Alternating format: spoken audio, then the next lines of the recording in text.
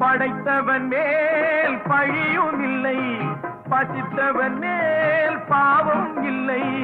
கிடைத்தவர்கள் பிரித்து கொண்டார், உழைத்தவர்கள் தெருவில் நின்றார்.